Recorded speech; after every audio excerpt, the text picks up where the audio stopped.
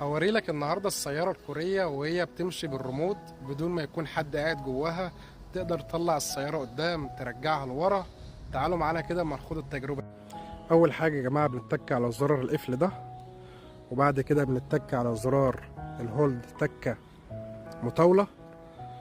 كده بتكون السيارة جاهزة إن هي تمشي لوحدها. دلوقتي عايزين نطلع السيارة قدام، نتك على السهم اللي قدام، وبكده السيارة بتمشي لوحدها بدون ما يكون حد قاعد جوه السيارة. ما شاء الله، التكنولوجيا الكورية يا جماعة عدت الحدود. الميزة دي يا جماعة عاملينها اوبشن زيادة في السيارة. لو انت راكن في مكان ضيق ومش عارف تركب السيارة، تقدر تطلعها قدام وترجعها لورا. كده برجع السيارة لورا بدون ما يكون حد قاعد.